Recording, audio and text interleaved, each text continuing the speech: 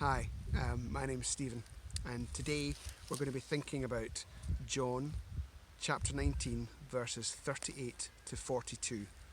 I'll read through the verses first, and then we'll just spend a little moment pondering them. This is titled The Burial of Jesus, and it's from the NIV. Later, Joseph of Arimathea asked Pilate for the body of Jesus. Now, Joseph was a disciple of Jesus, but secretly, because he feared the Jewish leaders. With Pilate's permission, he came and took the body away. He was accompanied by Nicodemus, the man who earlier had visited Jesus at night. Nicodemus brought a mixture of myrrh and aloes, about 75 pounds.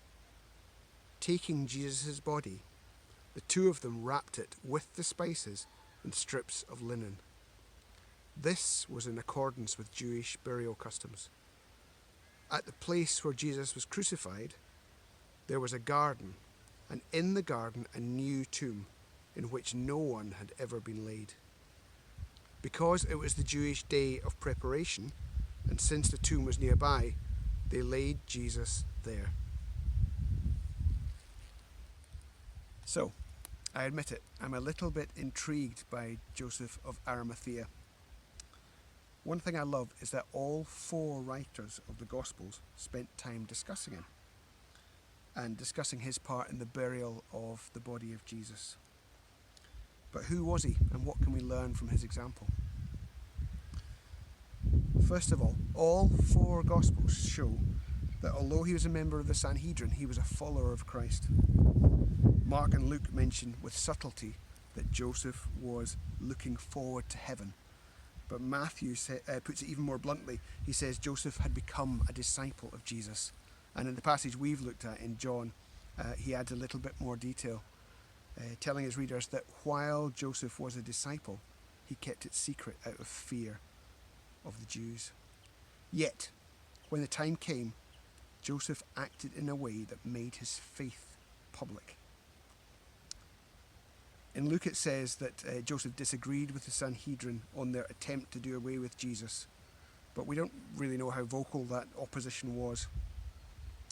However, there was no doubting his allegiance when he went boldly to Pilate to ask for the body of Jesus. Joseph's request was astonishing because he stood to lose everything: his wealth, his position as a member of the Sanhedrin, his reputation, and even his life.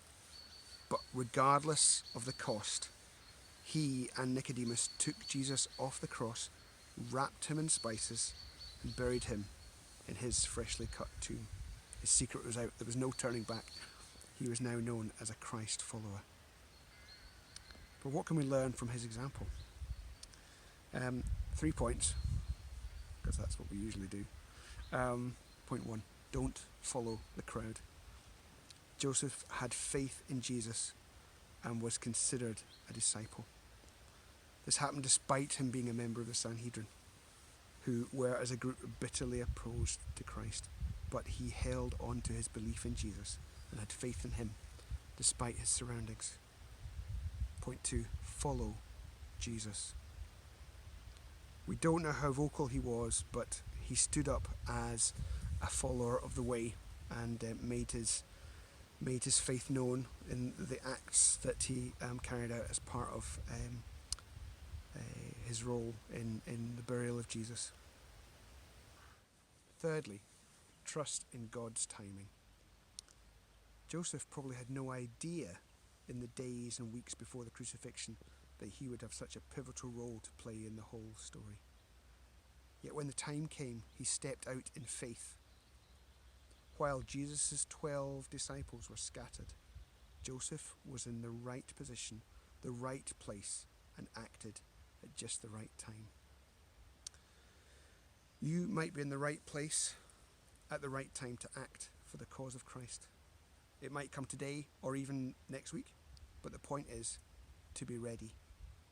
For Joseph of Arimathea, the opportunity arrived and he stepped out. What opportunities await us? Let's finish with a prayer. Father God, We thank you for the story and the example of Joseph. We thank you for the challenge of not following the crowd, of following you, and of trusting your timing. Please give us courage and strength and wisdom to do what you call us to do.